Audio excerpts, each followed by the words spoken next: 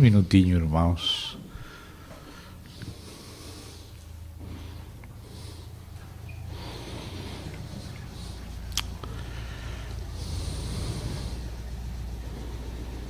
Querido Pai, no precioso nome do Senhor Jesus Cristo, nome que enche todas as coisas, nome grande no qual chegamos diante de Ti pela Tua provisão misericordiosa e santa. Te agradecemos, Senhor, poder estar na Tua presença nesse precioso nome, por esse precioso sangue.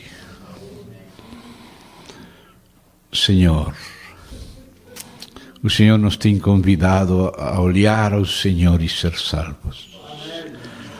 Concede a todo nosso ser levantar a Ti nossa mirada, nossos olhos, desde o mais íntimo de nossos corações.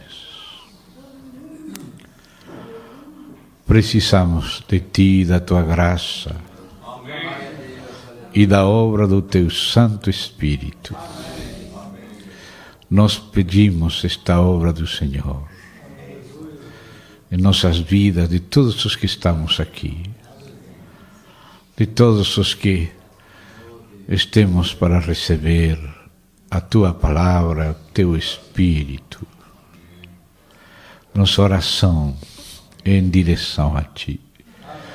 Nossa confiança e todo o nosso ser se volta para Ti, Senhor. Oramos no nome do Senhor Jesus. Seja conosco, nos conduzindo, indo diante de nós, e que nós possamos Te seguir em espírito. No precioso nome do Senhor Jesus Cristo. Amém. Irmãos, nestes dias, na região, temos estado visitando os irmãos de várias localidades e compartilhando com os irmãos aquilo que o próprio Senhor vai colocando em nossos corações. E ainda que nossa intenção não é forçar as coisas, estamos abertos à carga do Espírito, porque não queremos falar de nós mesmos, sino estar abertos ao fluir do Senhor. Ainda assim o Senhor tem feito uma ligação entre as coisas que têm se compartilhado em vários lugares e também uma continuidade. Então, com a igreja aqui em Cabo Frio, ainda que tem irmãos de outros lugares também, estaremos dando continuidade, por enquanto o Espírito continua nesse ponto.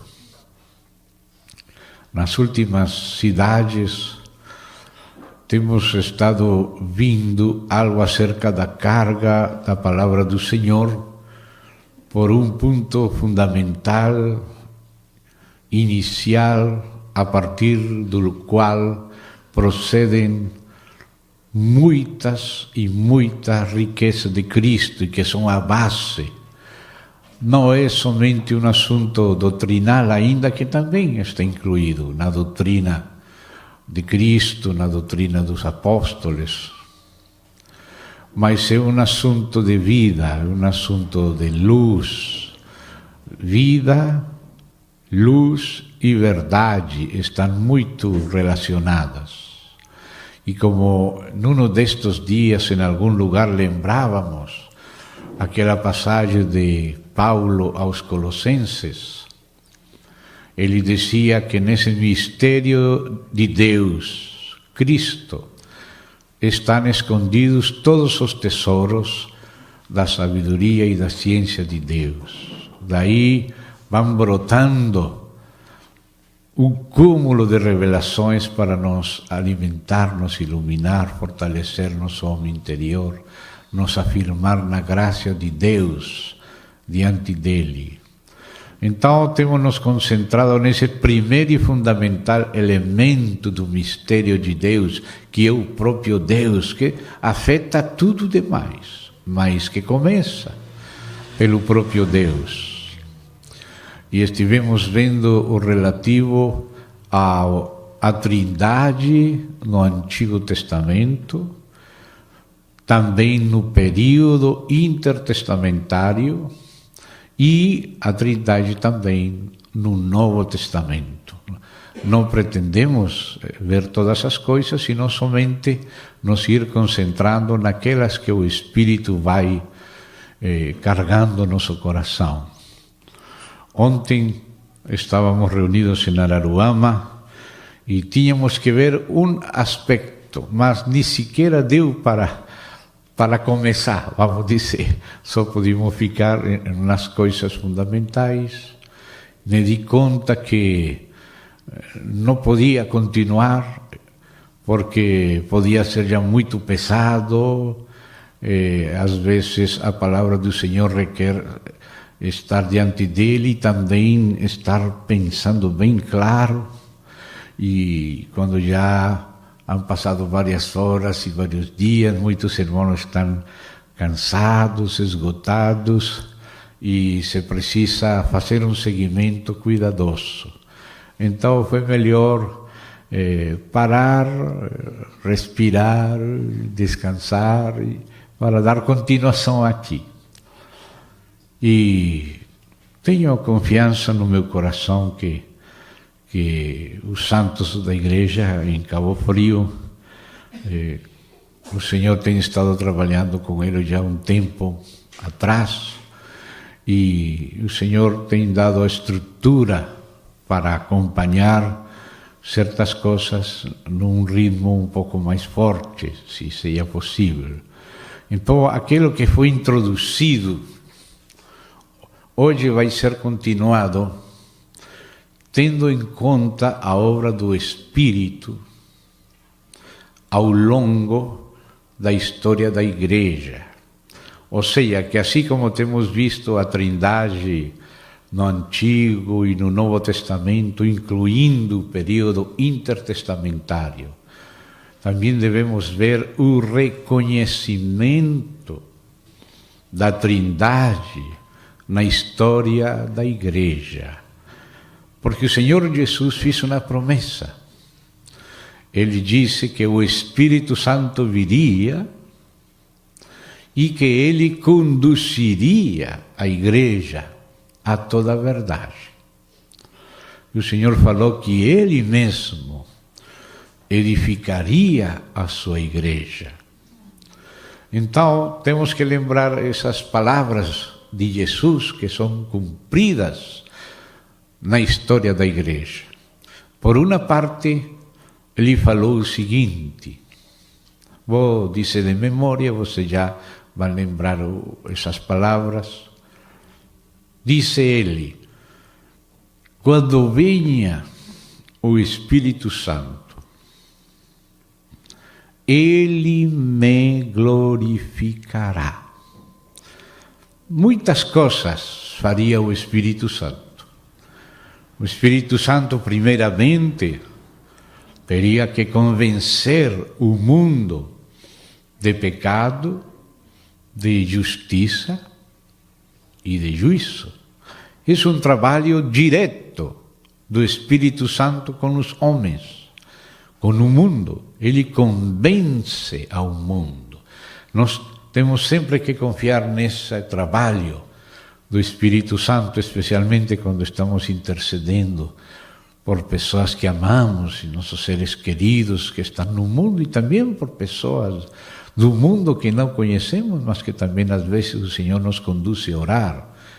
Que o Espírito é que tem a capacidade de tocar, ele que tem a capacidade de convencer, e convencer primeiro de nosso pecado, convencer também de justiça, para fazer essa comparação de nós a luz da justiça, aí vemos o pecado.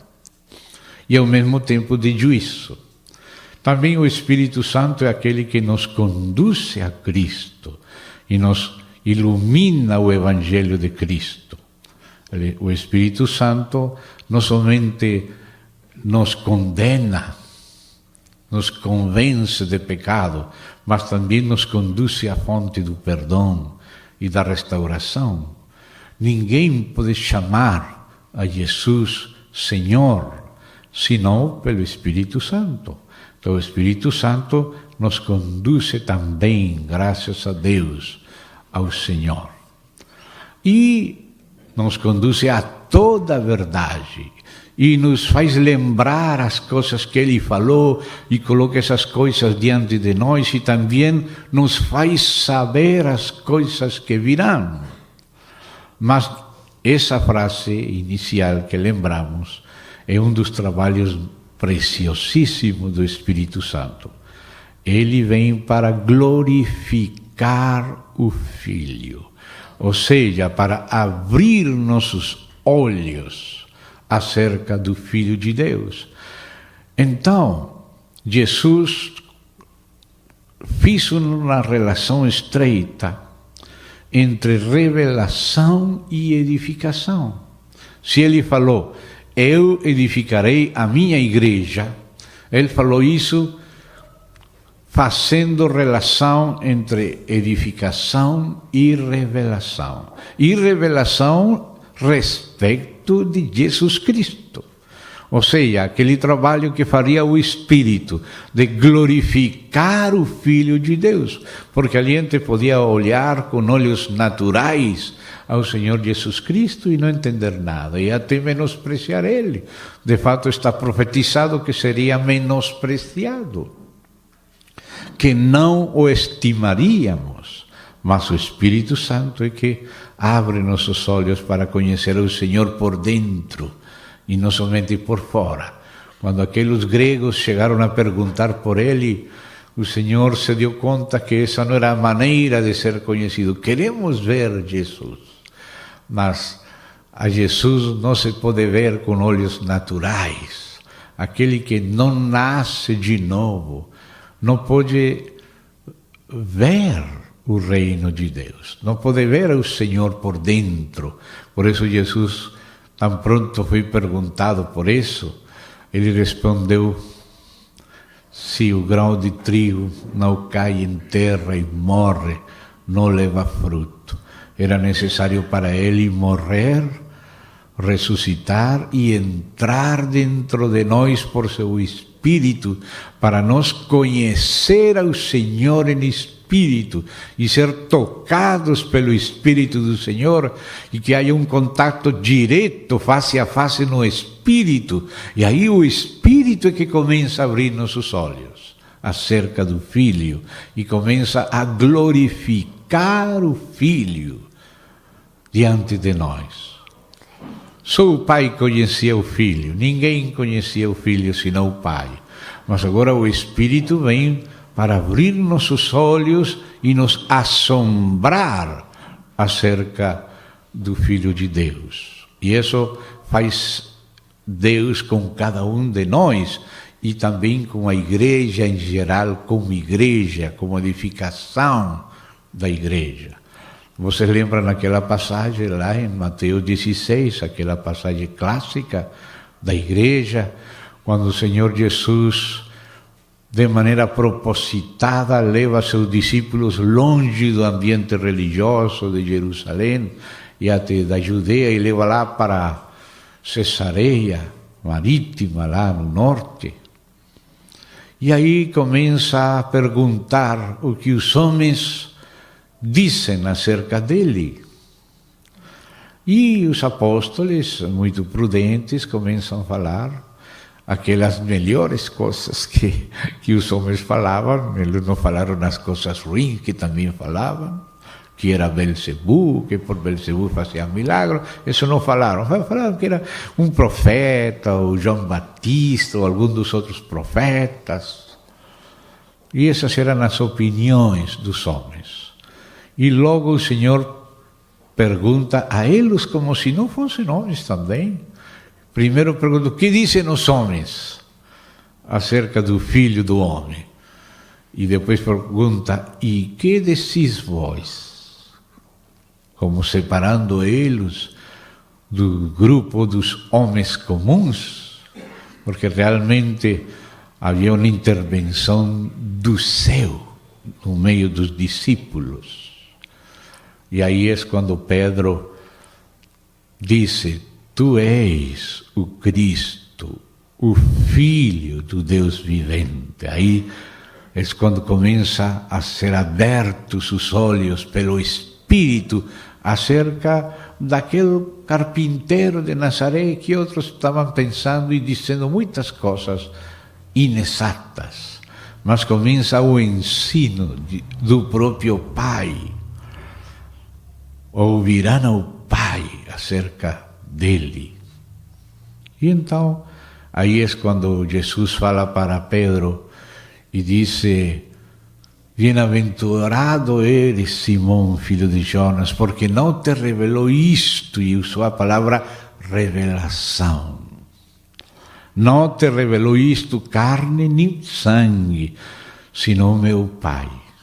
E eu também te digo, já o Pai falou acerca da pedra fundamental, agora a pedra fundamental fala acerca das pedras que vão ser edificadas acima dele. Eu também te digo que tu és Pedro, e sobre esta rocha, não sobre ti. Aí mudou de conversar de primeira a segunda pessoa e se referiu agora em terceira pessoa àquela rocha que ele confessou. Também te digo, sobre esta rocha, não falou sobre ti, falou: tu eres Pedro, e a ti te digo que sobre, se fosse Pedro, diria sobre ti, mas não é Pedro. Sobre esta rocha edificarei a minha igreja. Qual é essa rocha?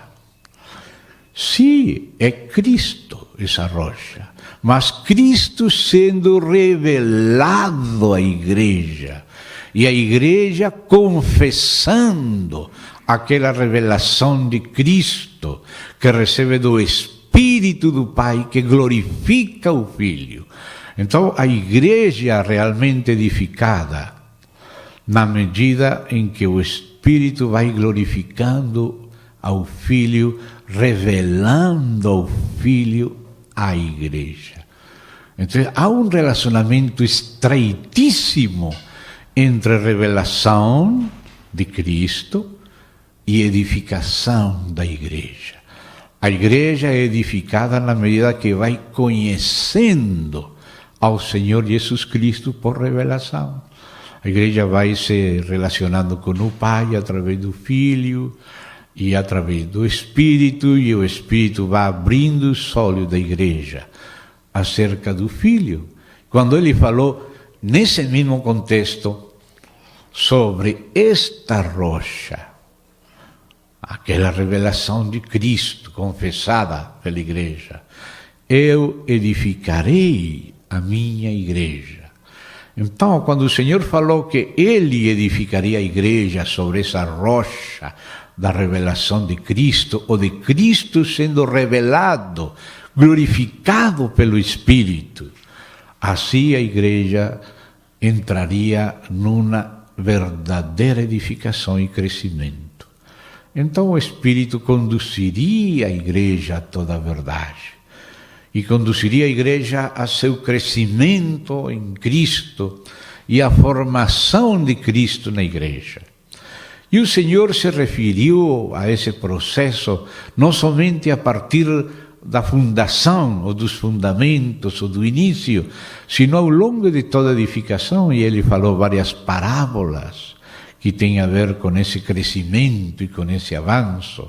E neste momento estou lembrando de maneira especial aquela parábola que somente registra Marcos, quando ele disse que foi semeada aquela semente na terra e dia e noite foi produzindo aquela terra, aquela semente, o embrião foi nascendo e começaram a sair umas folhinhas, e depois começou a crescer a plantinha, e depois começou a aparecer a espiga, mas a espiga ainda verdecinha, mas depois aquele grau começou a crescer, amadurecer, até que por fim o grau ficou maduro.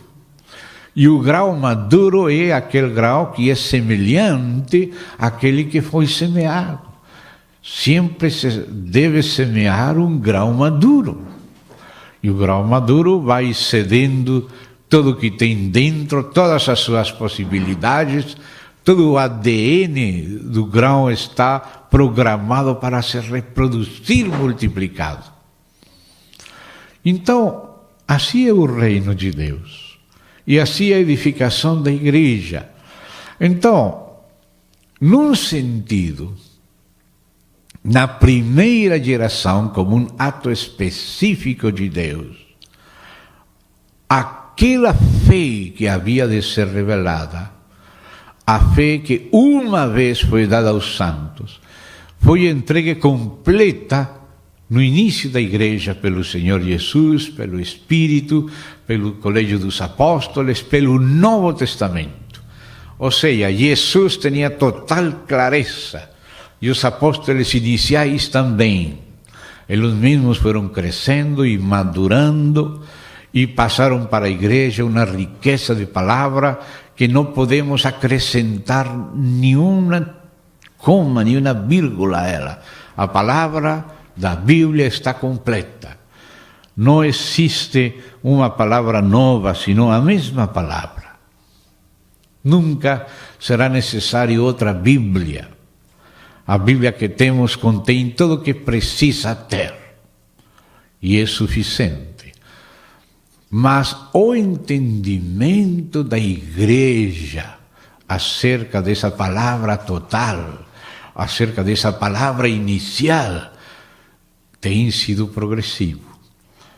Podemos dizer que aquela fé que ia ser revelada, a fé que uma vez foi dada aos santos, a palavra do princípio, é como aquela semente, o próprio Cristo que foi semeado na terra. Mas a luz que a igreja foi tomando se corresponde com aquelas folhinhas que têm que ir crescendo.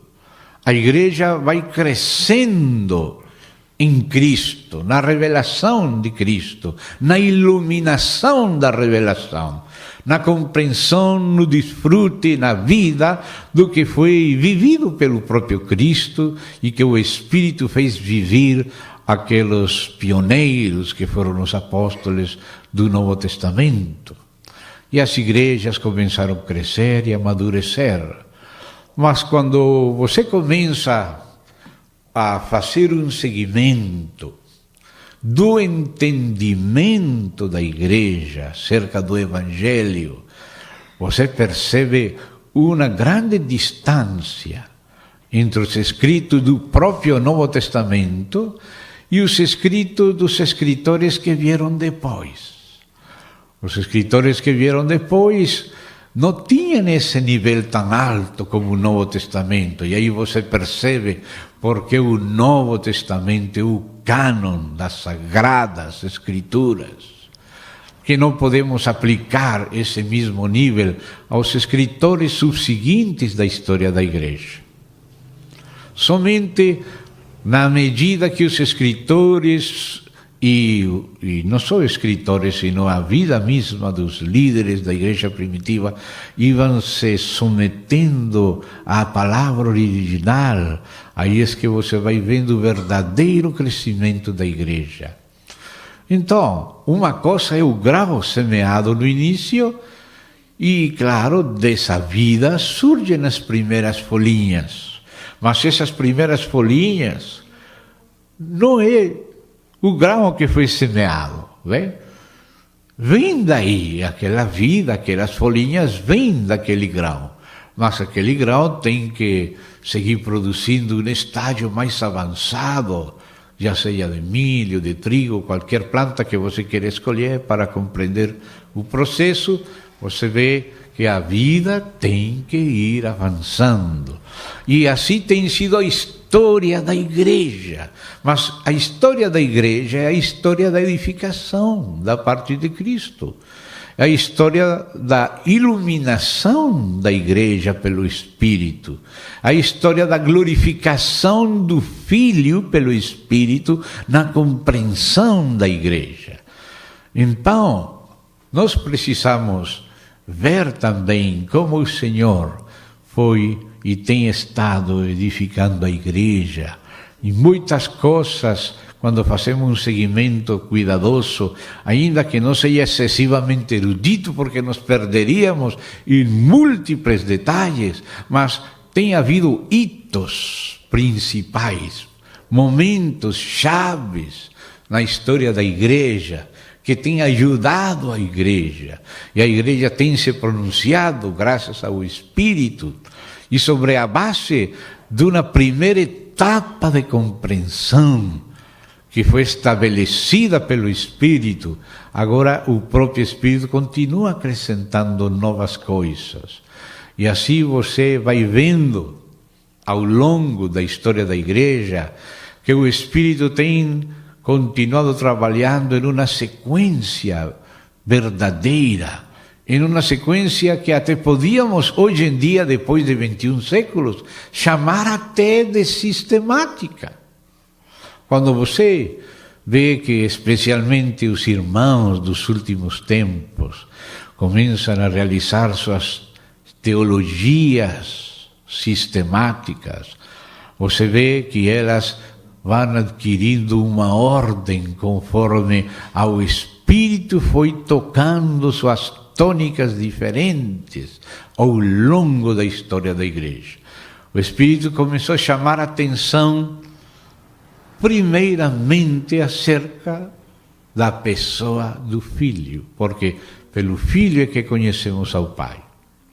Jesus, quando afastou os apóstolos, perguntou a eles que diziam os homens acerca dele. Ele poderia ter feito pergunta, e qual é a vossa opinião acerca do assunto da predestinação? E da besta, e do assunto lá do reino, e das dispensações, mas essa não foi a pergunta de Jesus.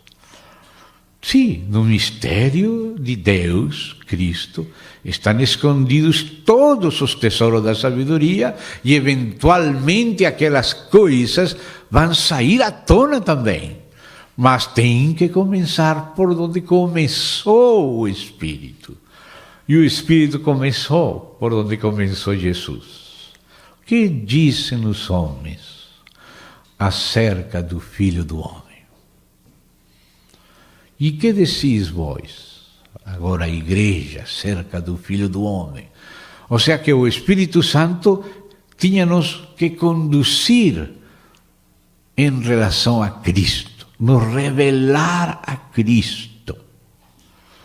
E aí começaram os irmãos da igreja primitiva, alguns lembrando quizá algumas passagens de Pedro ou de Paulo. Não estava bem formado o cânon nos primeiros anos, e ainda que algumas igrejas tinham alguns livros e outros também parecidos, e nos primeiros 4 séculos o cânon do Novo Testamento se formou e foi praticamente carimbado pela aprovação do Espírito no coração das igrejas. Esse processo demorou um tempo, porque as cartas não foram escritas todas juntas, sino que Paulo escreveu uma carta para lá, outra para acolá, outra para Timóteo, outra para Tito, e com o tempo alguma foi copiado, e outras foram copiadas, e se foram formando coleções, e depois as igrejas foram vindo que as coleções eram similares, quase iguais, em todas partes, até que aquele cânon que hoje temos no Novo Testamento foi realmente feito reconhecer pelo próprio Espírito. O próprio Espírito que inspirou, deu testemunha dos escritos que vinham de Deus, pelo Espírito. E então agora aquele cânon virou um ponto referencial para examinar a verdade, a legitimidade, a apostolicidade das coisas. E agora os irmãos, as igrejas podiam comparar um escrito com outro. Em tempos anteriores, alguns tinham algo, outros tinham outra coisa. E era muito difícil ter uma coleção, era verdadeiramente um tesouro costosíssimo ter uma coleção dos pergaminhos e dos rolos da Bíblia inteira. Isso era, como fala o próprio título, Bíblia, era uma biblioteca. A palavra Bíblia significa biblioteca. Ter tudo isso junto era exclusivo de muitas poucas pessoas, de alguns lugares, de algumas igrejas. De fato, quando o imperador Constantino se fez, entre aspas, cristão, arriano, ele mandou fazer 50 cópias das Escrituras para distribuir lá em Constantinopla. E nós hoje achamos mais 50 cópias. Hoje aqui só neste lugar temos mais de 50. Mas lá cada lugar tinha só uma cópia. E era costosíssimo. Agora, se isso era só a produção de uma cópia, imagina quanto mais difícil era o estudo cuidadoso dela, livro por livro, texto por texto, entendendo a palavra. Assim que o entendimento da igreja foi progressivo, mas Deus fez esse trabalho. Deus, pelo Espírito, fez esse trabalho e o Espírito começou a colocar inquietações no coração da igreja. E eram inquietações, mas então, quem que é Jesus? Quem é o Filho do Homem? Que relacionamento tem Jesus com a divindade? Com o Pai? Será que ele é uma criatura? Obrigado, irmão. Será que ele é Deus? Será que é a mesma pessoa do Pai? Ou será que é outra pessoa subordinada, inferior ou igual? Ou será somente um homem? Ou será só uma aparência? E assim havia muitas opiniões heréticas e algumas corretas ou parcialmente corretas. Mas isso era a inquietação que o próprio Espírito produzia para que os irmãos fossem buscando a Deus e buscando a Deus na palavra de Deus e fossem se familiarizando com as Escrituras, fazendo o seguimento do que Deus fala na Bíblia do Messias, o que o Messias fala de si mesmo, o que o Espírito fala do Messias através dos profetas no Antigo Testamento, através dos apóstolos, e aí aos poucos o Espírito foi glorificando a Jesus. A gente modernista e racionalista pensam erradamente que a igreja deificou a Cristo. Isso que hoje querem falar, os que querem diminuir a Cristo, querem dizer que foi a igreja que progressivamente foi deificando um homem. Mas não é assim. Foi Deus que se fez homem e a igreja aos pouquinhos foi se dando conta. A igreja não deificou a Cristo. Deus se humanizou, que é diferente. E a igreja foi vendo a Cristo aos poucos.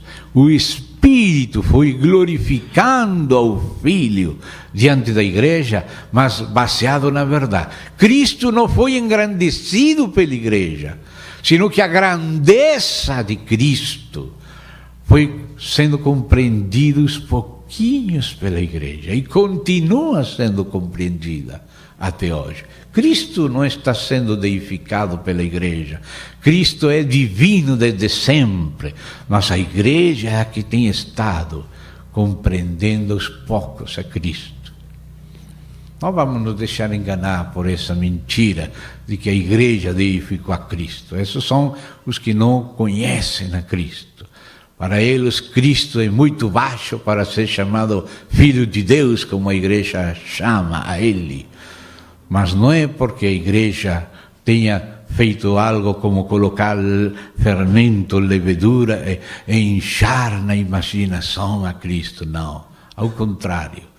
A igreja tem estado sendo convencida pelo próprio Espírito. E graças a Deus, cada vez nosso Cristo cresce diante de nós. Ele é o mesmo, ele não cresce. Mas para nós, a revelação dele cresce. E nós vamos sendo transformados na medida que conhecemos a ele e ele se forma em nós. Então, nesse processo, irmãos, aí começou essa pergunta. E se foram formando diferentes bandos, segundo o Espírito. E, de fato, já desde o princípio, antes da morte dos apóstolos, já eles falavam da importância dessa revelação e dessa confissão. E poderíamos ler ou lembrar de memória algumas passagens que nos falam da importância dessa confissão e do relacionamento entre a confissão do Espírito Santo em diferença com a confissão do Anticristo. O espírito de Anticristo e o espírito de erro também falam de Jesus, mas não falam a mesma coisa que o Espírito Santo. As coisas que o Espírito Santo fala são as que estão nas Sagradas Escrituras que ele inspirou, tanto do Antigo como do Novo Testamento. Aí está o falar de Deus, o Pai, e do Espírito de Deus acerca do Filho de Deus. E também aí está o falar do próprio Filho de Deus. E o testemunho dos profetas no Antigo Testamento e dos apóstolos no Novo. Então nós temos que fazer esse seguimento e ver qual desses grupos que começaram a falar, uns uma coisa, outros outra coisa e outros outra coisa acerca do Filho, numa briga de correntes, que essa briga de correntes começa no próprio Éden. No próprio Éden se fala dessa inimizade que haveria entre duas correntes. A corrente de Deus, a corrente da mulher e da semente da mulher. Vamos dizer, o paradigma cristão. Já desde o Antigo Testamento podemos falar de cristão, porque a semente da mulher é Cristo. E o outro paradigma, o paradigma da serpente, sempre tratando de diminuir a Deus. Com que Deus disse tal coisa, sempre caluniando, sempre com inveja, sempre rebaixando para ele se engrandecer. Essa briga constante, essa inimizade entre duas correntes.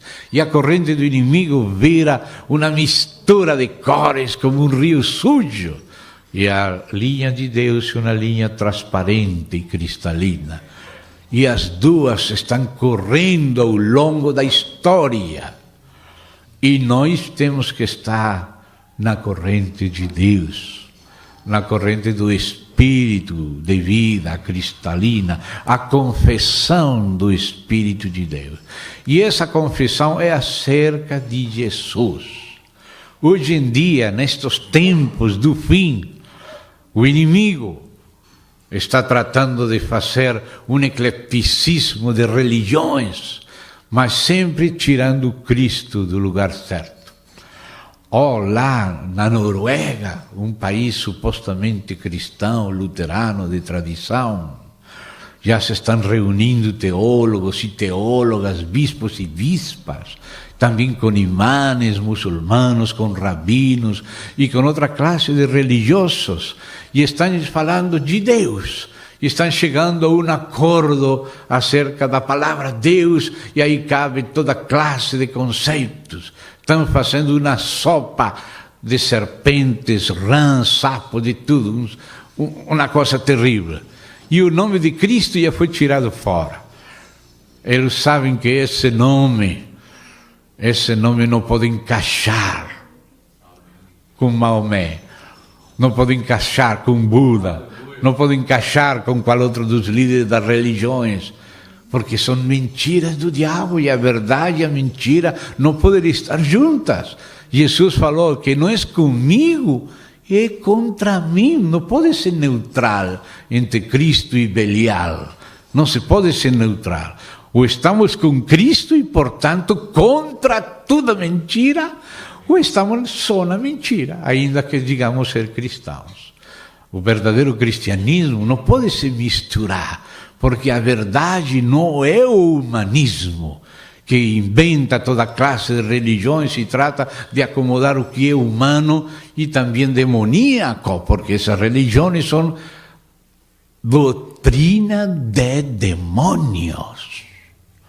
Doutrina de demônios que enganam as nações. São as religiões, as filosofias que não falam a mesma coisa que Deus em Cristo. Por isso nossos cristãos parecemos anti-humanos e eles não gostam de nós porque eles acham que temos que entrar no mercado deles e colocar a Cristo no mesmo nível dos mentirosos que eles estão seguindo. Você dá conta? Eles não vão suportar a verdade de Deus acerca de Cristo, que é a verdade que a igreja proclama. A igreja não está no mercado fazendo troca, você me dá um pouquinho cá, eu dou um pouquinho lá, vamos chegar a um acordo, não. A igreja disse o que Deus disse. Deus falou pelos profetas, os pais no Antigo Testamento, de muitas maneiras, e nos postreiros tempos falou pelo Filho. E ele disse: este é meu Filho amado, no qual eu tenho contentamento, a ele ouvi. Então a igreja só é edificada na revelação dele e na formação dele na igreja. E então, aqueles grupos, alguns começaram a dizer: bom, ele é um falso Cristo, que foi a opinião majoritária dentre o próprio povo judeu, que esperava a Jesus. E Jesus não falou: bom, vocês são judeus, vocês não são os filhos de Abraão, vocês agora não me entendem, mas não importa, como são judeus, tudo está bem. Na base de ser filhos da carne de Abraão, vocês vão para a glória. Não, assim não falou ele. Ele falou: se não credes que eu sou, em vossos pecados morrereis. E de certo vos digo que não me vereis até que digais: bendito aquele que vem em nome do Senhor. Aleluia. Então, irmãos, temos que começar por esse lado. E para isso sim gostaria que lêssemos a Bíblia, ainda que estou fazendo lembranças, mas agora é necessário fazer leituras para mais segurança. Vamos aos escritos de João. Vamos à primeira epístola dele e vamos ao segundo capítulo dessa epístola, que é tão importante aí. Então, vou ler João, capítulo 2, verso 18. E ainda que são frases rápidas, curtas, são muito significativas e são muito importantes. Segundo capítulo da primeira epístola de João. Primeira epístola do apóstolo João, capítulo 2, verso 18. 18.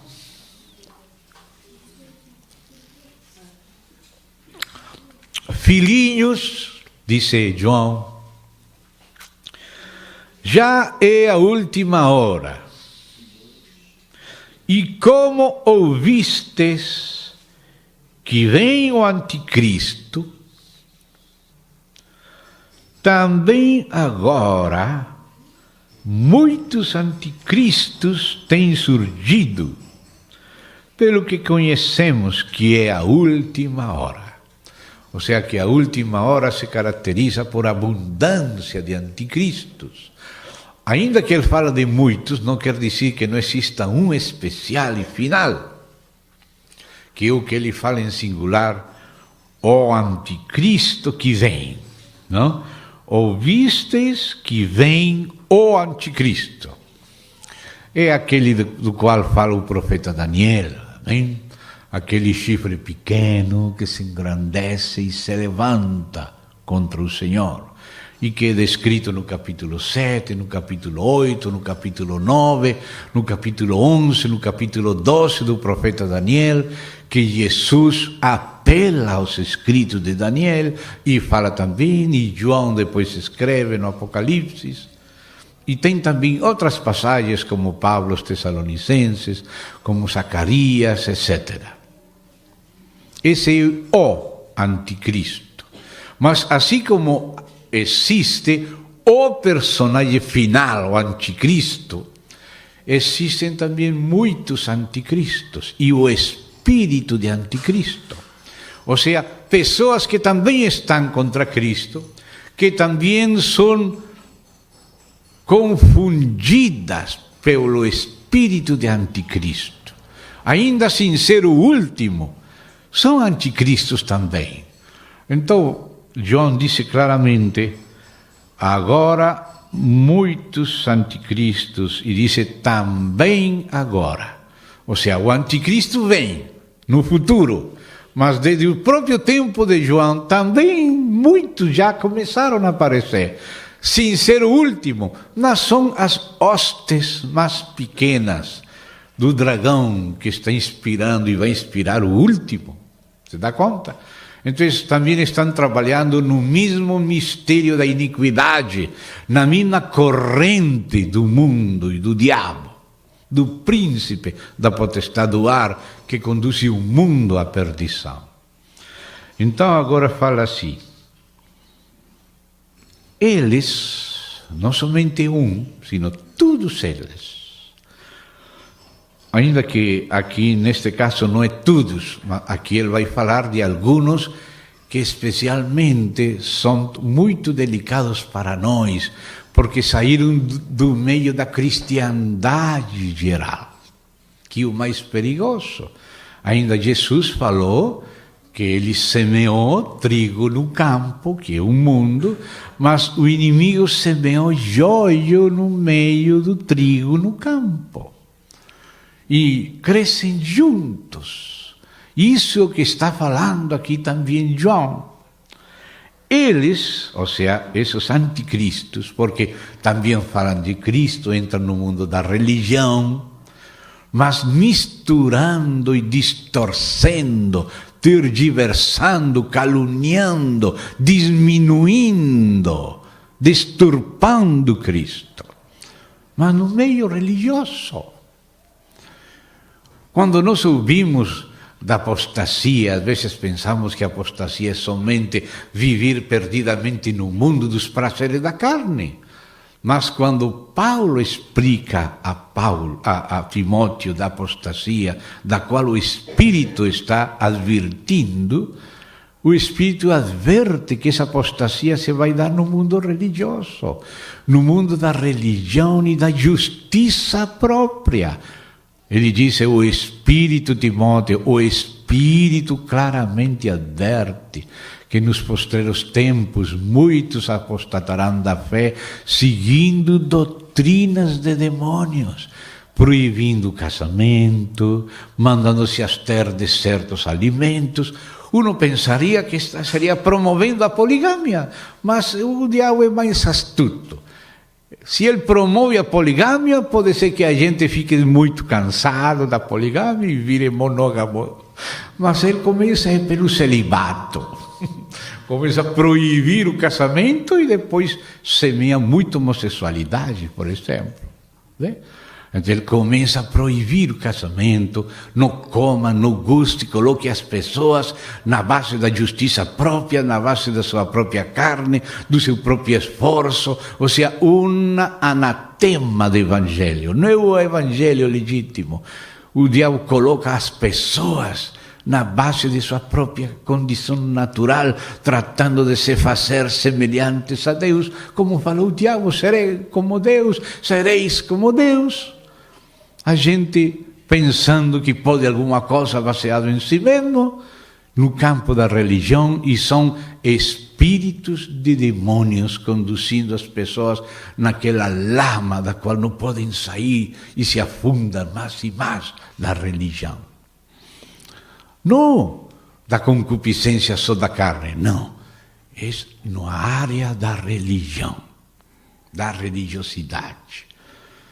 E aí disse, eles, verso 19 de segunda, capítulo de primeira epístola de João, eles saíram de nosso meio, esse meio o campo, no qual o Senhor semeou os filhos do reino e o diabo semeou os filhos do maligno, que são filhos do diabo na área da religião.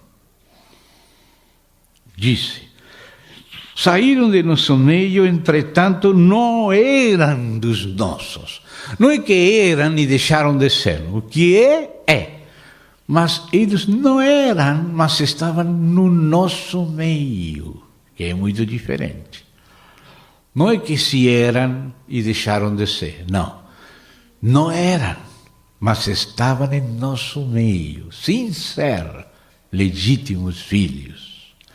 Nascidos de novo, era nominalismo, só aparência, religião, mas não novo nascimento.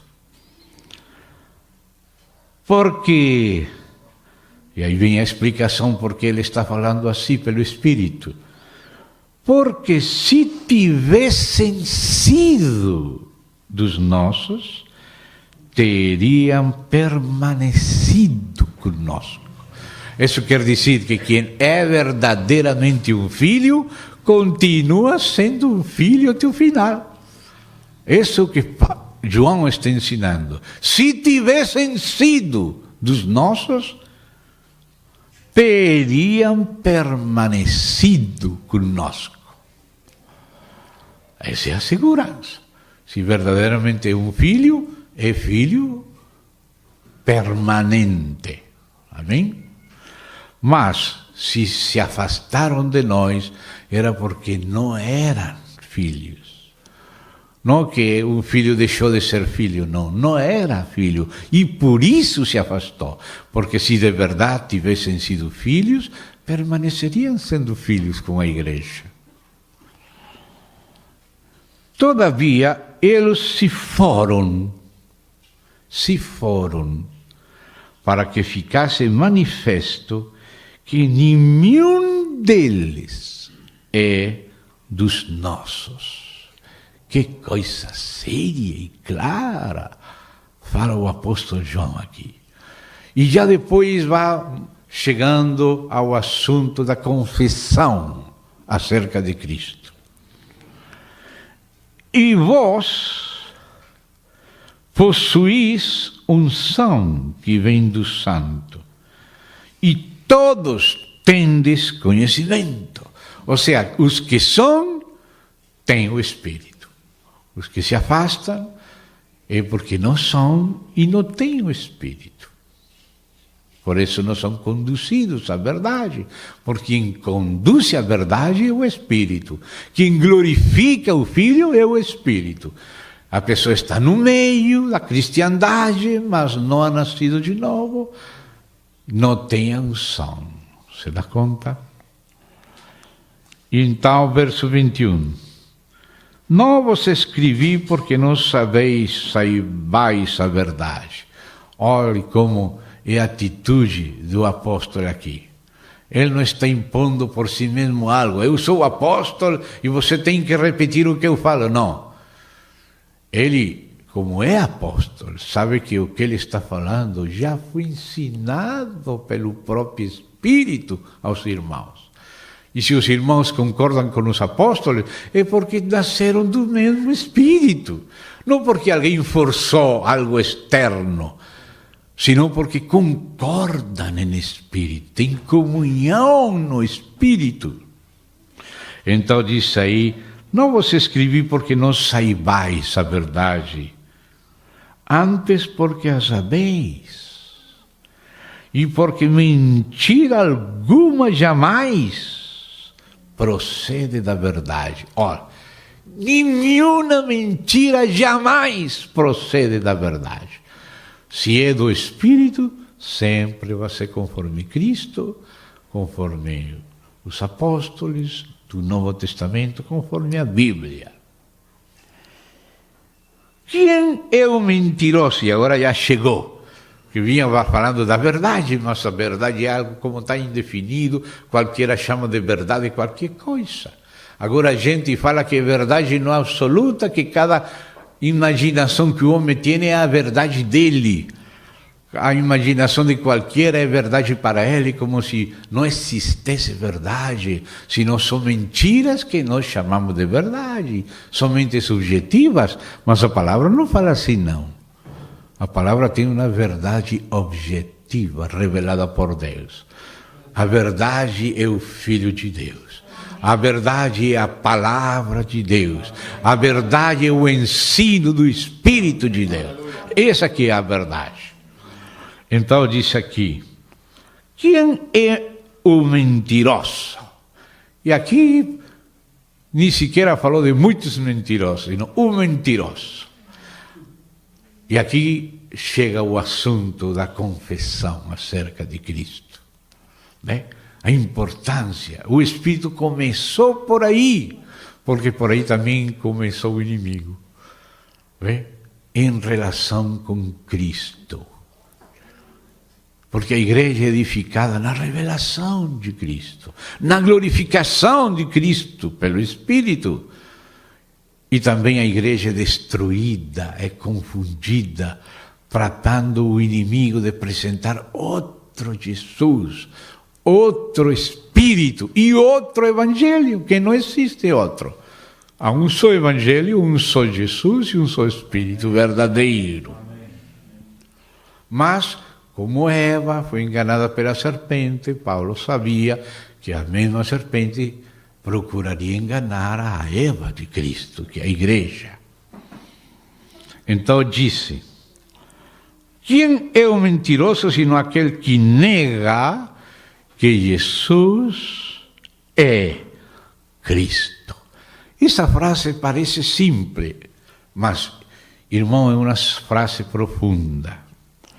É uma frase que tem muitas implicações e que temos nos que deter um pouquinho mais nesta frase. E, em primeiro lugar, tenho que começar pela casa de Israel.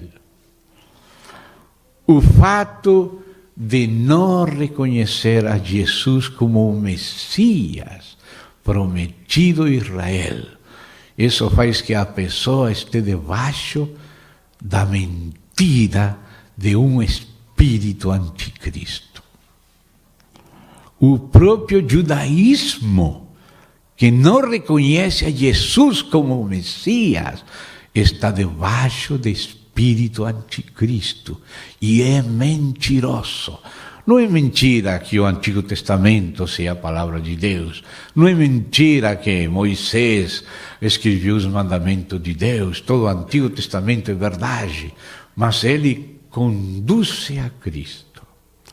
E se a pessoa não reconhece que Jesus é Cristo, é mentiroso. É mentiroso. Hoje nós queremos dizer, é um judeu comum e corrente. Nós respeitamos as pessoas judeas. E graças a Deus que muitos deles, e agora cada vez mais, reconhecem que Jesus é o Cristo de Deus. Mas os que não reconhecem, Jesus fala, se não credes que eu sou, em vossos pecados morrereis. Então a igreja tem que dizer a verdade. aos judeus que não creem que Jesus é o Cristo: são mentirosos. Um espírito de anticristo está operando neles, fechando seu entendimento para que não vejam a verdade de Deus em Cristo. Mas, irmão, não somente os judeus têm este problema. Também os muçulmanos têm este problema. Os muçulmanos chamam a Jesus Messias, porque a palavra Messias entrou na linguagem deles, e quando Mahoma era jovem, tive contatos lá com cristãos árabes, nos inícios dele. Ele adotou algo da linguagem judeu-cristã. Mas o que ele pensa e ensina acerca de Jesus não é a mesma coisa que os profetas falaram, o que Moisés falou. Maomé fala que a Torá é a verdade dada aos judeus. Ele reconhece os profetas do Antigo Testamento, mas não o ensino deles. Há uma contradição. Porque por uma parte diz que esse livro do Antigo Testamento e a Torá em geral foi dada por Deus aos judeus, mas ao mesmo tempo não aceita a verdade que está escrita nesses livros. E se o Islã é julgado à luz do Antigo Testamento, é achado falso. E Maomé disse que o Injil, ou seja, o Evangelho, ou seja, o Novo Testamento é de Deus. Ele reconhece que o Novo Testamento foi dado ao povo de Deus, os cristãos. Mas se o Islã é julgado à luz do Novo Testamento, o próprio Novo Testamento que reconhece Maomé que foi dado aos cristãos, o Islã é achado também falso. O Islã não concorda nem com o Antigo, nem com o Novo Testamento, e é falso. E o Islã não fala de Jesus, o mesmo que fala o Antigo e o Novo Testamento. Portanto, à luz do Islã, que reconhece como verdadeiros o Antigo e o Novo Testamento, como procedente de Deus para Israel e para a Igreja, o próprio Islã é falso. É falso. Estamos falando através da internet, mas temos que falar que é falso. Porque a Bíblia fala quem é Jesus, que é o Filho de Deus. E essa expressão, Jesus como Filho de Deus, para eles é a pior blasfêmia. E para os cristãos, por causa da Torá e do Injil, do Antigo e do Novo Testamento, é a maior verdade. Deus falou: este é meu Filho amado, no qual eu tenho contentamento, a ele ouvi. Como vamos a ouvir Maomé? Se contradiz Jesus. Se dá conta, irmãos? Se de verdade ele é reconhecido como Messias, como não vamos ouvir a sua palavra, o seu ensino, seus apóstolos, seu Espírito, seu livro? Então eles têm que compreender que não é porque nós não amemos a Deus que seguimos a Jesus. E seguimos a Jesus porque amamos a Deus. E julgamos as demais coisas que aparecem depois à luz da verdade de Deus, que está no seu livro, que é a Bíblia. O Islã não reconhece a Jesus como Filho de Deus. E ainda que usa a palavra Messias e a palavra Verbo, porque escutou no ambiente religioso cristão da Arábia, da época de Maomé, esses títulos, ele não sabe o que significam esses títulos. Até confunde Maria, a mãe de Jesus, com Maria, a irmã de Moisés, como se fossem uma mesma Maria. Ele não conhecia bem as coisas. Não creio que seja que ele tivesse má intenção, mas os demônios que enganaram ele, se tinham má intenção, e ele foi enganado e, portanto, também enganou. E os cristãos temos que falar a verdade. E falar desde as azoteias, desde os telhados, a verdade. Então, eles negam o Cristo que os apóstolos pregaram. Negam o Cristo que o Pai deu testemunha. E que diz aí no capítulo 4, vamos voltar no capítulo 2, mas escute aqui no capítulo 4. Depois voltaremos no capítulo 2, porque tem mais coisas que falar aí. No capítulo 4 diz também João, um dos mais pertos companheiros de Jesus, enviado por Jesus, reservado para culminar a revelação, os últimos escritos da Bíblia. Amados, não deis crédito a qualquer espírito. Antes provai os espíritos, se procedem de Deus. Porque muitos falsos profetas têm saído pelo mundo fora. Nisto, vamos ver em quê? Nisto reconheceis o Espírito de Deus. Todo espírito que confessa que Jesus Cristo veio em carne é de Deus. Porque se você coloca atenção, muitas pessoas hoje falam de Jesus, mas falam dele como se fosse uma espécie de espírito que vem através de diferentes pessoas.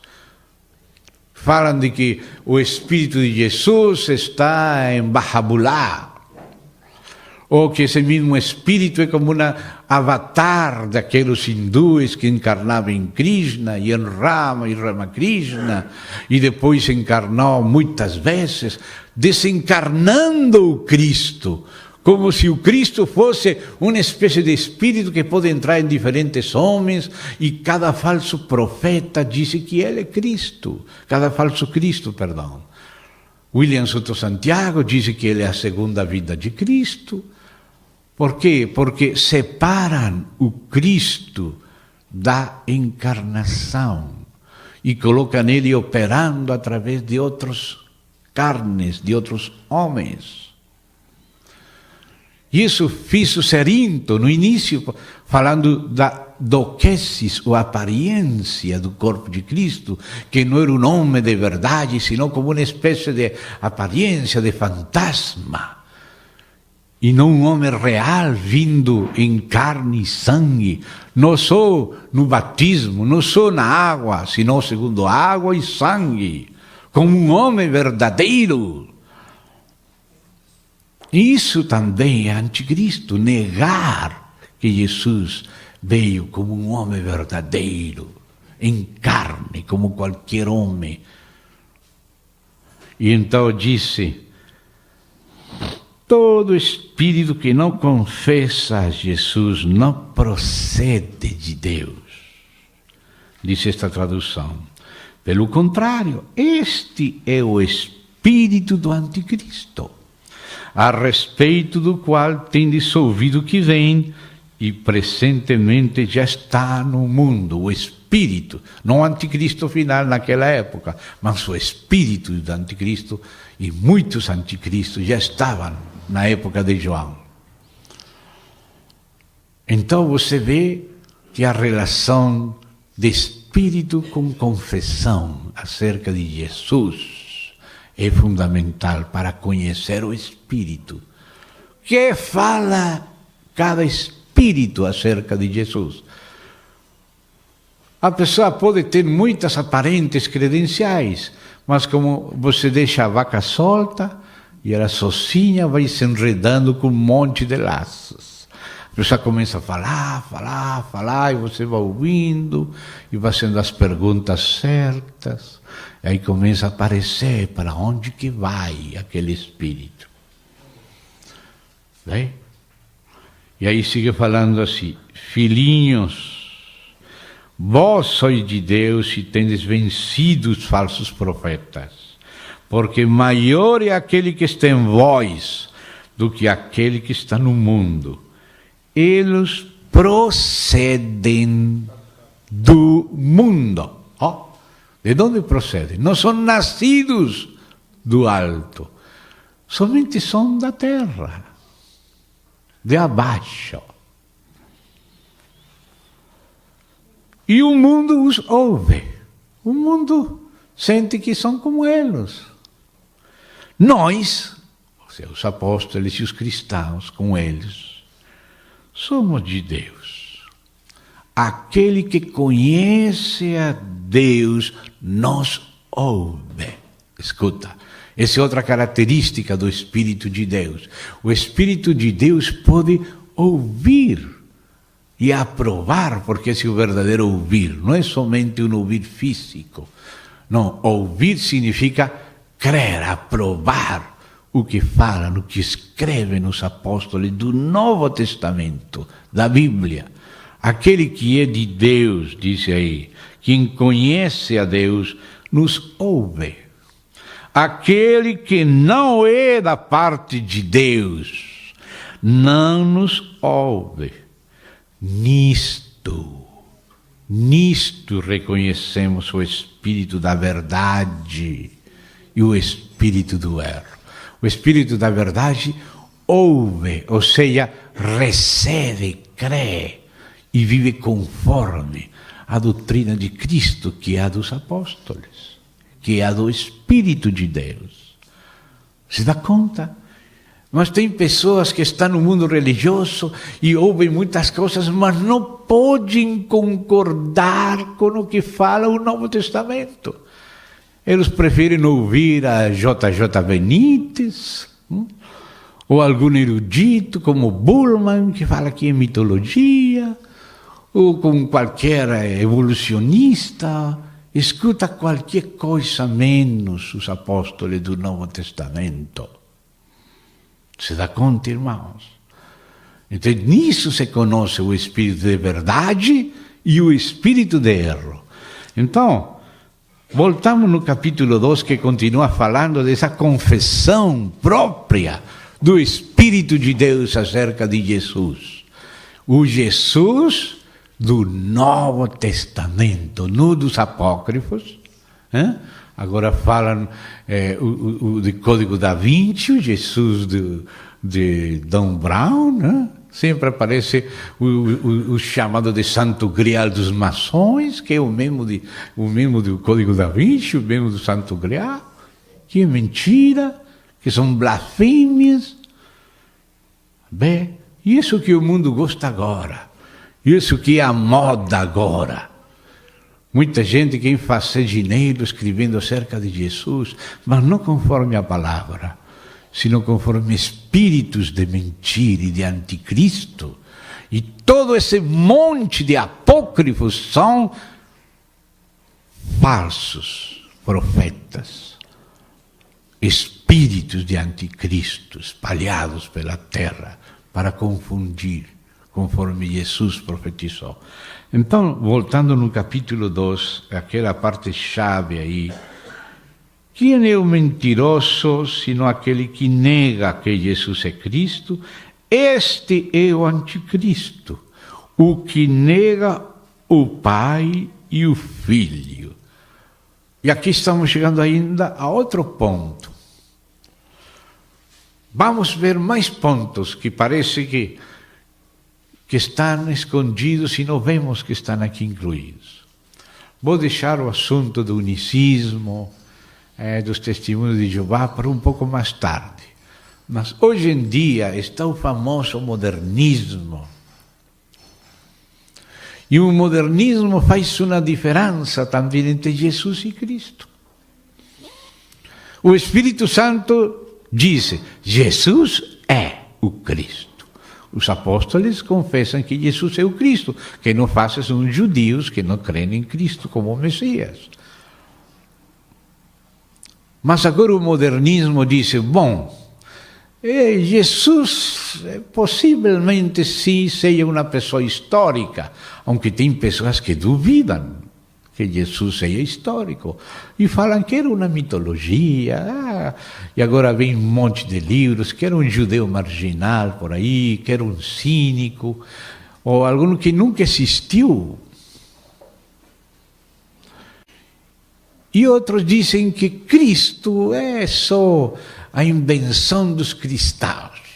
Eles pensam que Cristo é o que os cristãos inventaram acerca de um personagem histórico do qual não sabemos muita coisa, e eles fazem uma diferença entre Jesus, que é o personagem histórico desconhecido, ainda não exato, e o Cristo da fé, como se o Cristo da fé fosse o invento dos cristãos. E fazer essa diferença entre o Jesus histórico e o Cristo da fé, isso é também mentira. Isso é também espírito de anticristo. Porque o Jesus histórico é o Cristo da fé cristã. Porque a fé do cristão é no Jesus histórico. O Jesus conhecido pelos que viram com seus olhos, palparam com suas mãos, ouviram com seus ouvidos, que comeram com ele depois que morreu e ressuscitou. O Jesus histórico é o Cristo da fé. Jesus é o Cristo. Falar do Jesus histórico por um lado e do Cristo da fé por outro e dizer que não coincidem e que o científico é seguir o Jesus histórico, que pode ser um cínico lá que morreu. Alguns falam que o corpo dele comeram nos cachorros. Isso que eles acham que é científico. Meu Deus, isso é o diabo. Não é ciência. A ciência está baseada em testemunhos certos. Testemunhos que viram, que ouviram, que é o testemunho do Novo Testamento. O Cristo da fé, o que a fé confessa acerca de Jesus, não é um invento da igreja. É o que a Bíblia falava que viria. Assim está escrito. Assim foi necessário que o Cristo padecesse, que ressuscitasse, que se pregasse em seu nome o arrependimento, o perdão de pecados em todas partes. Esse é o Cristo histórico. E esse é o Cristo da fé e o Jesus histórico. O verdadeiro Jesus histórico é o Cristo da fé que está nas Sagradas Escrituras, que foi escrita por pessoas que andiveram com ele, que comeram com ele, que dormiram com ele, que andiveram desde o tempo de João Batista até a ascensão com ele. Estes são os apóstolos que ele enviou e que andiveram também alguns com eles. E esse é o testemunho do Novo Testamento, testemunhas oculares. O que vimos e ouvimos, isso vos anunciamos. Então, todo esse conto moderno de diferenciar um tal Jesus histórico desconhecido do Cristo da fé, que é uma mitologia inventada pelos cristãos, segundo Bullmann e a sua escola. Isso é também espírito do anticristo. Isso também. Os apócrifos, as novelas de agora, falando de um Jesus diferente daquele dos que estiveram com ele. Isso, os que falam que Jesus é um mito, isso é anticristo. Tudo isso a igreja fala claramente. A igreja conhece a Jesus, tem seu Espírito e conhece o testemunho deles, que foram testemunhas até a morte, testemunho da mais alta qualidade moral que existe na terra. E depois vem aqueles que começam a falar que Jesus é o homem e Cristo é a unção. E fazem uma diferença e dizem, como se disse que ensinava Nestório na antiguidade, que Jesus é uma pessoa humana e que Cristo é uma pessoa divina que entrou na humana e que são duas pessoas. E assim resulta que Jesus não é o Cristo, sino que Jesus era um homem e que o Cristo é uma pessoa divina que entrou na humana e saiu de novo. Alguns dizem que entrou no momento do batismo e que saiu na cruz, fazendo diferença entre Jesus e Cristo. Quando Jesus é Cristo, não há diferença. Esse é um nestorianismo, uma heresia antiga. E existem muitas outras modernas que apresentam de maneira diferente a como o próprio Pai anunciou, o Antigo Testamento profetizou, a história aconteceu na vista de testemunhas oculares que escreveram e seus documentos vêm do século I até hoje. E o Espírito tem confirmado isso. E até o próprio Jesus tem se revelado a multidões de pessoas, cambiando suas vidas, fazendo nascer de novo. Antes de você conhecer Jesus, você sabe quem você era. Agora que você começou a conhecer Jesus, você também sabe quem você é agora. Ele muda as pessoas que nascem dele e conhecem ele. Então, essa frase não podemos deixar ela muito rápido. E agora vou deixar para outra parte, neste mesmo momento, o que fala este verso aqui na segunda parte. Estou lendo o verso 22. Este é o anticristo, o que nega o Pai e o Filho. E vai explicar no verso 23. Todo aquele que nega o Filho, esse não tem o Pai. Aquele que confessa o Filho, tem igualmente o Pai. Irmão, essa frase é muito profunda, muito rica. Tem uma maneira sutil que daqueles grupos que estamos falando, que no início da cristiandade começaram a surgir grupos, uns que negavam que Jesus é o Cristo, os judeus clássicos, outros que negavam sua divindade, outros que negavam sua humanidade, outros que negavam as duas naturezas de sua pessoa, que falavam que era um fantasma, muitas coisas, muitas mentiras acerca de Jesus. Mas também houve um grupo que até hoje subsiste, que começou por um sapateiro chamado de Teógono, e depois foi continuado por outro herege chamado de Cleómenes. E por fim houve um que pegou a doutrina de Teógono e de Cleómenes e fez uma doutrina estruturada chamada de Noeto. E por isso aquela doutrina antiga foi chamada de noecianismo, dentre os quais o principal mestre dos noecianos foi Sabélio, e daí vem o sabelianismo. Esse sabelianismo, noecianismo, é a mesma doutrina de Cleómenes e de Teógono, e que depois virou a doutrina na época da reforma de Miguel Serveto, e agora é a doutrina dos unitários, Igreja Pentecostal Unida, não trinitária. Essa doutrina também nega o Filho. Ontem, com os irmãos em Anaruama, nos detivemos um pouquinho no início de ver o assunto das 3 pessoas da única divindade.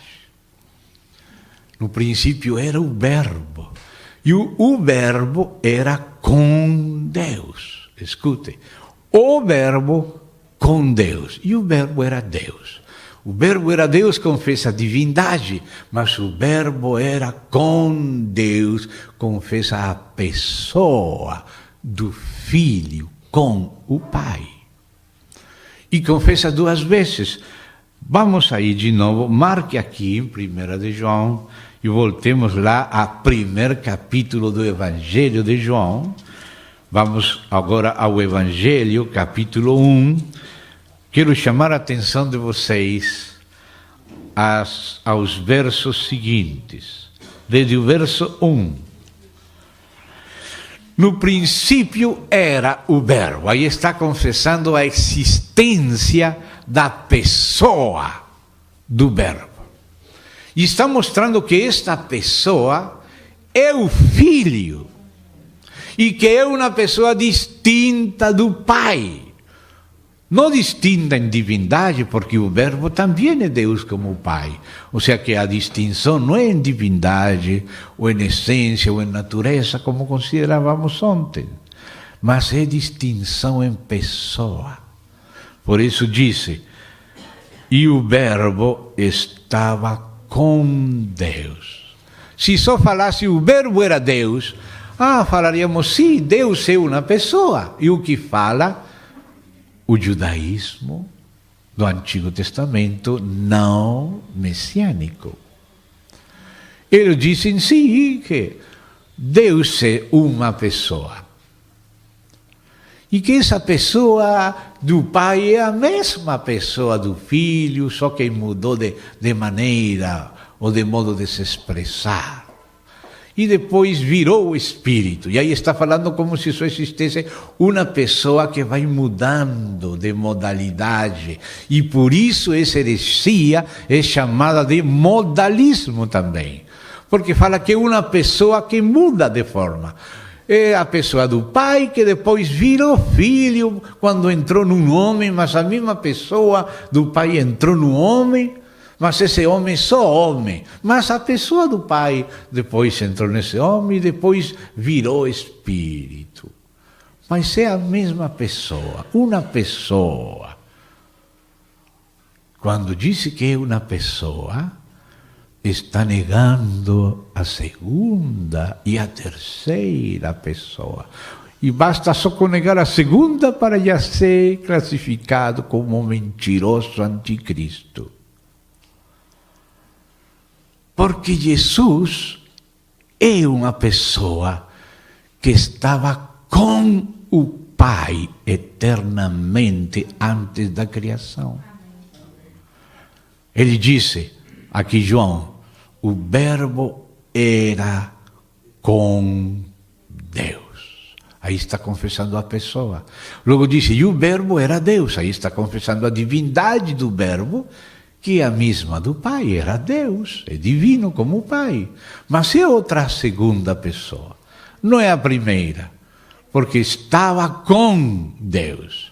E agora diz assim, ele, ou seja, a pessoa do Verbo, a segunda pessoa da Trindade, ele, o Verbo que estava com Deus, ele estava no princípio com Deus. Por isso, quando estudávamos Provérbios 8, diz, com ele estava eu, ordenando tudo. A sabedoria divina, que o Verbo divino, que é a segunda pessoa da Trindade, estava com o Pai, que é a primeira pessoa da Trindade, ordenando tudo. Vê, você não pode negar o Filho. Quando você diz que só existe a pessoa do Pai, está dizendo que não existe essa tal pessoa do Filho, que não existe, que só existe o Pai, que o Pai se disfarça de Filho, se disfarça de Espírito, mas é a mesma pessoa, só mudando de máscara. Mas não é isso que fala a Bíblia. A Bíblia fala que ele, o Verbo que estava com Deus, era no princípio com Deus. Volta a insistir 2 vezes. No verso 1 fala o Verbo estava com Deus e ele era no princípio com Deus, como um sanduíche. Acima diz que estava com Deus, no meio diz que era Deus e abaixo volta a falar que ele era no princípio com Deus. Enquanto uma vez confessa a divindade do Filho, 2 vezes confessa a pessoa distintiva própria do Filho, coexistente com o Pai, com Deus, coexistente, era com Deus. E aí mesmo vocês podem ouvir o Filho, aí em João capítulo 17, por favor, leia João capítulo 17, aí Jesus fala, e disse Jesus, verso 4 e 5, eu, ou seja, a pessoa do Filho, e escuta bem como fala o Filho aqui, escuta bem como fala, eu, esse é o eu da pessoa divina humana do Filho. Escute que não é somente um homem. Se ele fosse somente um homem, não podia falar como vai falar aqui. Não é que a pessoa do Pai somente entrou no homem. Sim, isso é verdade, em parte. A pessoa do Pai entrou na pessoa divina humana do Filho, não somente num homem. Esse homem era a pessoa divina do Verbo que estava com o Pai e se fez homem, no qual entrou o Pai, sim. Mas não é a pessoa do Pai numa pessoa simplesmente humana. O Filho não é uma pessoa simplesmente humana. O Filho é a pessoa divina do Verbo que estava com Deus, com o Pai na eternidade, através do qual o Pai criou todas essas coisas e se revela. E esse que se fez homem, sim, se fez humano, sim, mas não era somente humano. Um humano não poderia falar como falou Jesus. Antes que Abraão fosse, eu sou. Porque como homem ele nasceu depois de Abraão. Mas você não tem ainda 50 anos, ele tinha 30 e tantos, mas já parecia que tinha como 50. Você não tem ainda 50 anos, como você vai falar que estava antes de Abraão? Mas é que ele não estava, era só homem. Não é um homem que se fez Deus, é Deus que se fez homem. Eu sou o que sou, antes que Abraão fosse, eu sou. Ele já era antes de existir Abraão. E agora fala aqui no capítulo 17 do Evangelho de João, e diz: eu te glorifiquei. Esse te é a pessoa do Pai. Eu, a pessoa do Filho, glorificando a pessoa do Pai.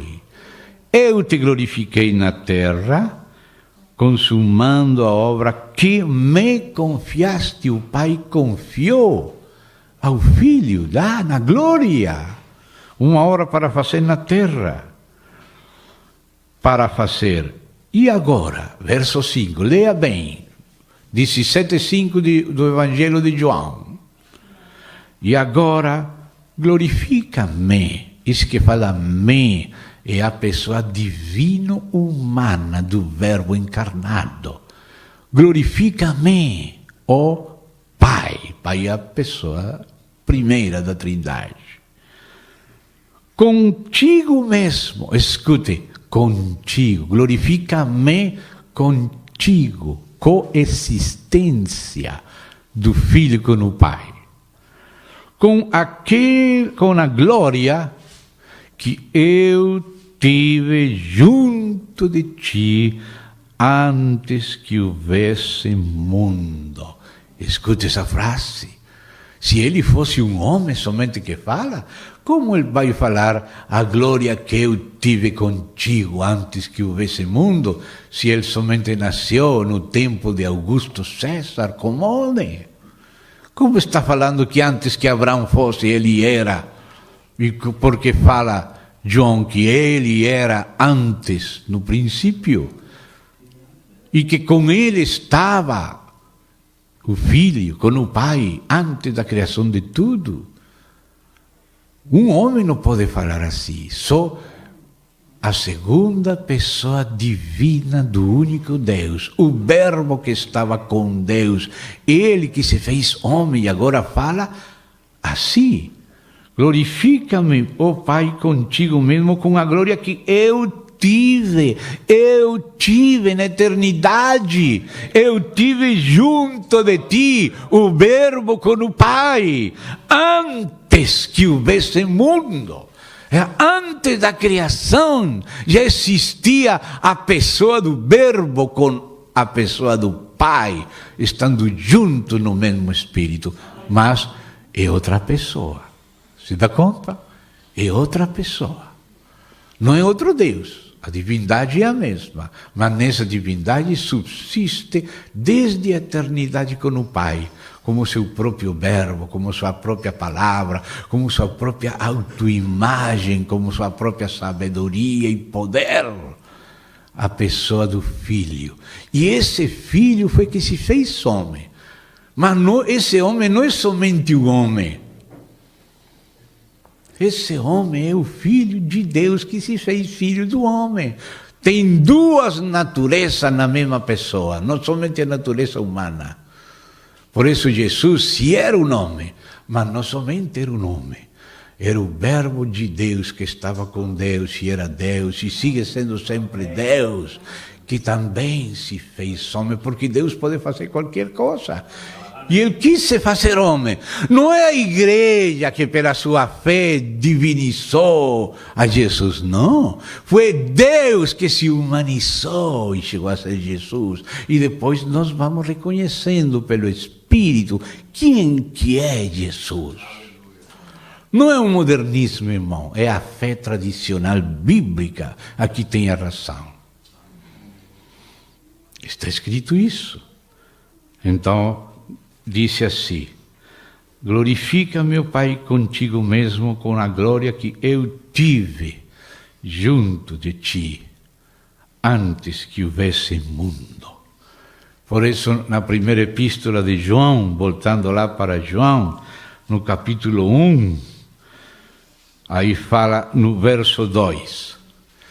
Agora voltamos ao epístola, passamos do Evangelho de João ao epístola primeira de João, capítulo 1, verso 2.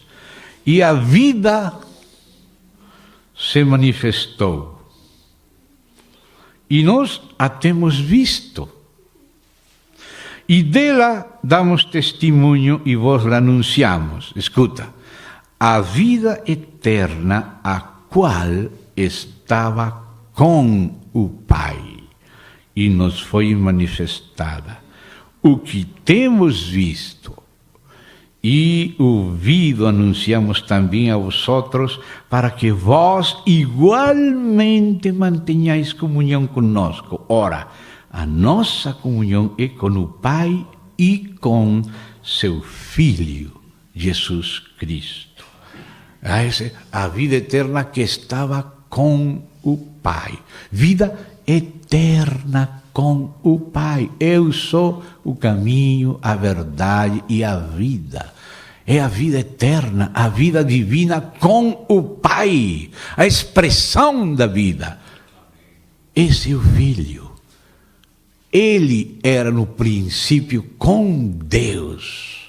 Aí estamos vendo a pessoa do Filho. Amém? Então voltamos agora, já voltaremos de novo a 1 João capítulo 2, mas vamos por enquanto a Hebreus, capítulo 1. Epístola aos Hebreus, acho que de Lucas, sempre falo assim, capítulo 1, primeiros 3 versos. Especialmente os irmãos mais jovens, que primeira vez estão pondo atenção a isto, precisam lembrar todas estas passagens. Os mais antigos já conhecem, mas os novos precisam não esquecer estas passagens.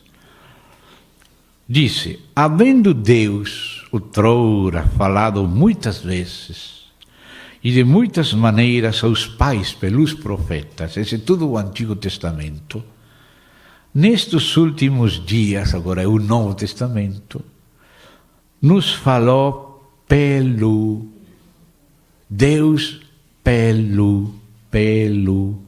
ou seja, a pessoa do Pai através da pessoa do Filho. Vê as duas pessoas aí, pelo Filho. A quem? Esse quem é a pessoa do Filho, relacionada com a pessoa do Pai. A quem constituiu? Quem? O Pai constituiu a pessoa do Filho.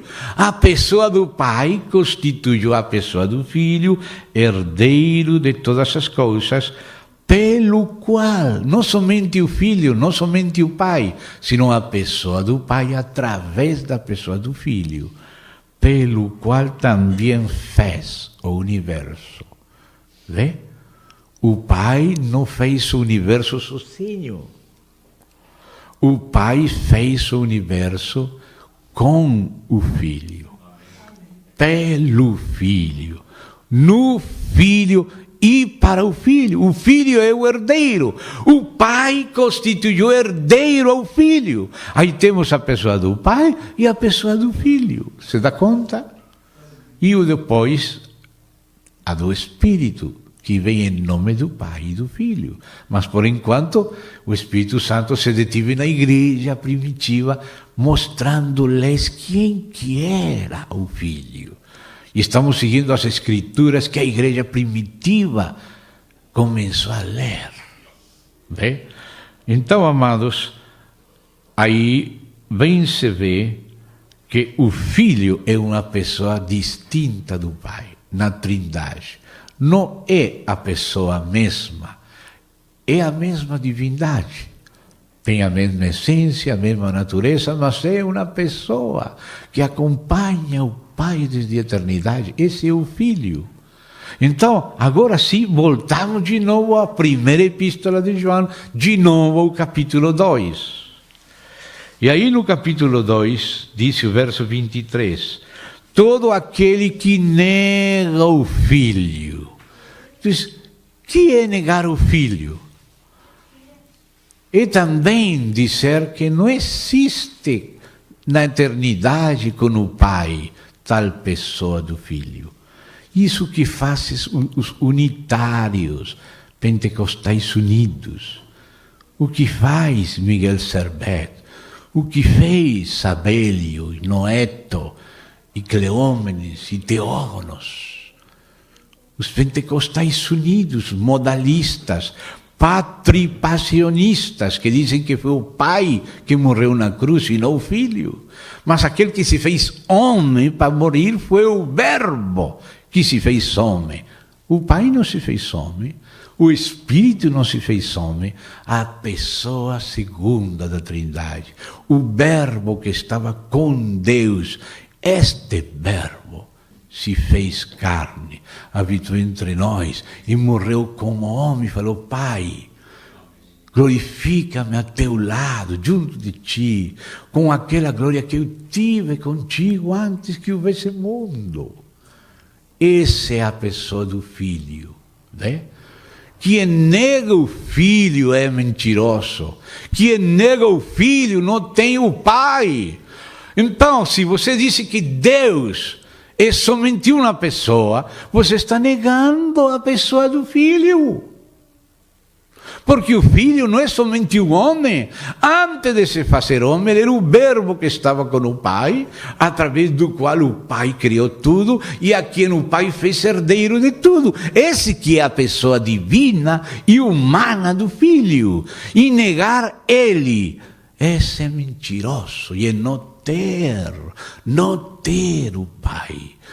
Temos que falar claramente o judaísmo, que não reconhece Jesus o Messias, e que não reconhece junto com o Pai a pessoa do Filho.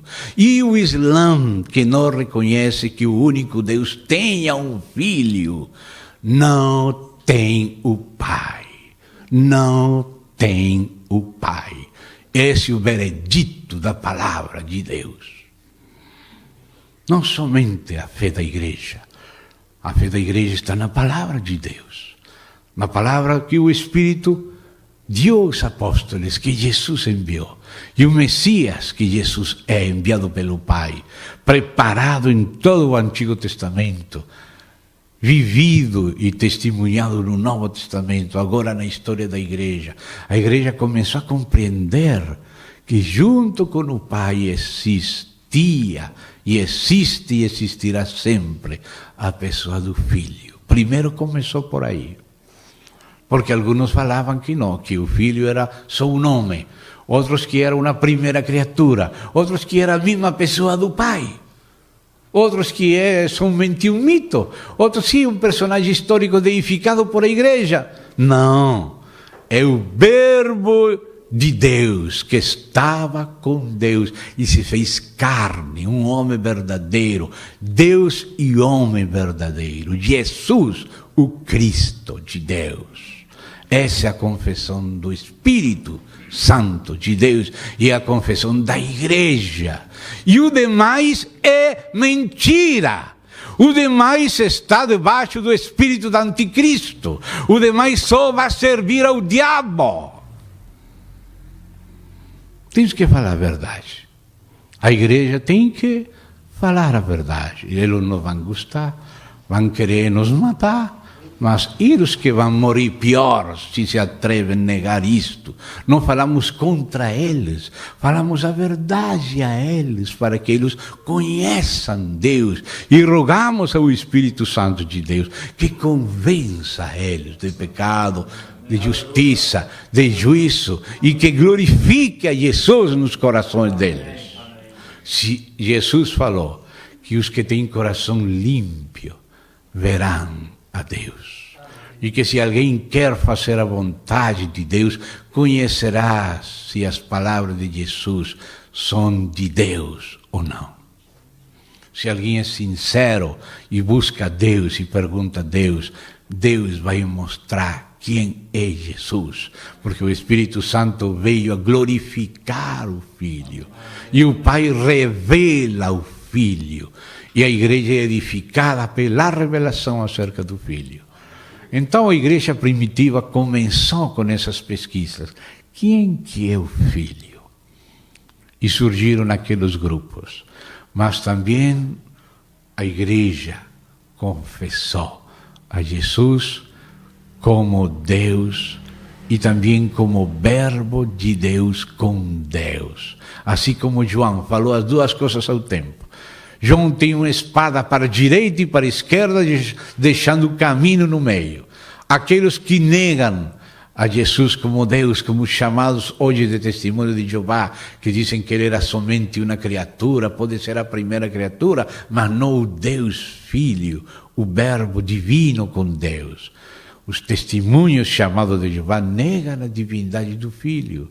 E os unitários, pentecostais unidos, hoje, como os antigos sabelianos, negam a pessoa do Filho com o Pai. Por isso negam a Trindade. E João, no início do seu evangelho, corta as duas cabeças da serpente. Quando disse, no princípio era o verbo, e o verbo era com Deus, aí está cortando a cabeça dos unitários, unicistas. Quando disse, e o verbo era Deus, está cortando a cabeça dos chamados testemunhos de Jeová, que são os velhos arrianos. Mas esse assunto temos que dedicar um pouco mais tempo. Mas esses três principais partidos começaram no tempo primitivo da cristandade. Os que negavam a divindade do verbo. Os que negavam a pessoa do verbo junto com o Pai. E os que confessavam ao Filho com o Pai. Aquele que confessa o Filho, ele tem também o Pai. Quem nega o Filho, nega também o Pai. O primeiro concílio que se realizou depois daquele concílio de Jerusalém, que foi nos tempos de Constantino, mas não foi Constantino. Não, o concílio teve que convocar Constantino porque ele viu que o mundo do Império Romano, no qual ele era imperador, se estava dividindo por causa de que uns falavam de Jesus somente como uma criatura, outros falavam como se fosse a mesma pessoa do Pai, mas não o Filho com o Pai, e outros falavam que era o Verbo que estava com Deus e que também era Deus, como fala João e os apóstolos e o Novo Testamento. Esses eram os três principais partidos. O partido arriano, que negava a divindade, o partido sabeliano, que negava a personalidade do Filho junto com o Pai, negava a Trindade, e o partido bíblico, apostólico, que confessava o Filho, confessava a sua divindade, mas também sua pessoa junto com a pessoa do Pai e depois do Espírito. A raiz disso se fez aquele concílio. E naquele concílio havia um irmão que tinha voz, mas não tinha voto. Porque os que tinham voto eram os bispos da igreja. Mas os diáconos tinham voz, mas não tinham voto. E como tinha surgido, por um lado, Arrio, negando a divindade de Cristo, e por outro lado, Sabélio e seus equipos, negando a pessoa do Filho, distinta da pessoa do Pai, mas um mesmo Deus com o Pai na Trindade, Então havia esses dois extremos que João corta a cabeça no início do seu evangelho. Então, Alexandre de Alexandria, um irmão de Deus, ele mostrou o erro de Arrio. Mas alguns aceitaram o que mostrava Alexandre de Alexandria, mas Arrio continuava. E até o próprio imperador estava inclinado a Arrio, a favor de Arrio. E, de fato, detive seu batismo até a morte. E, na hora da morte, se batizou com os arrianos, Constantino. Então, não podem falar que a Trindade é um invento de Constantino, se Constantino foi arriano e morreu arriano. E pagano, uma mistura de pagano com arriano. Então ele fez aquele concílio, e naquele concílio Deus usou um diácono da igreja de Alexandria, nosso irmão Atanásio, que era o diácono que cooperava com Alexandre, que era bispo da igreja em Alexandria, e quem cooperava com ele era um diácono. E aquele diácono resultou mais sábio ainda que seu mestre. E ainda que ele não tinha voto, tinha voz. Ele não podia votar, mas podia falar, graças a Deus. E quando houve aquele concílio em Niceia, ele começou a falar. E falar com as Escrituras. E demonstrar pelas Escrituras que a fé da igreja primitiva, que as profecias do Antigo Testamento, que o Novo Testamento falavam de Jesus Cristo como Deus. E ele confessou a divindade do Filho e a pessoa do Filho. E escreveu muitas coisas. E um livro que ele escreveu muito interessante, que vocês podem conseguir, é A Encarnação do Verbo. E o que ele mostrou da Bíblia tocou as consciências de muitos no Concílio de Nicéia. E ainda que ele não tinha voto, a maioria reconheceu que era ele que tinha razão, porque ele falava da Bíblia. Então o Concílio de Nicéia concluiu que o Verbo era da mesma substância do Pai, consubstancial, ou seja, que era divino como o Pai. Essa foi a principal conclusão do Concílio de Nicéia. Ou seja, que o Espírito Santo, desde o princípio, começou a glorificar o Filho, nos mostrar que o Filho não era o nome que os homens fizeram Deus, sino que era o próprio Deus, o Verbo que estava com Deus, que se fez homem, divino como o Pai. E isso foi a grande conclusão. Tuvo outras coisas que se trataram de Nicéia e também alguns erros, mas no cristológico, no principal, o Concílio de Nicéia esteve correto em relação à divindade do Verbo de Deus. Os arrianos foram derrotados, os sabelianos foram derrotados, mas acabou o concílio e começou a guerra contra Atanásio. Já não no concílio, sino começou a ser atacado.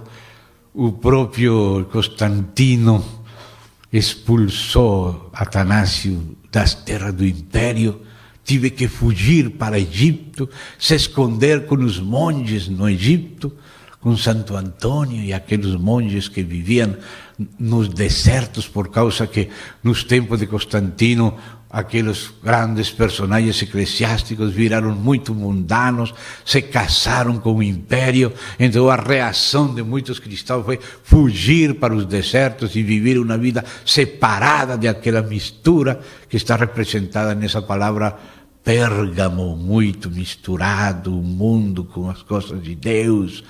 E por isso Jesus é aquele que tinha a espada que fala para separar o santo do profano, e aquela reação estuvo nos montes do deserto. E nosso irmão Atanásio teve que fugir para lá.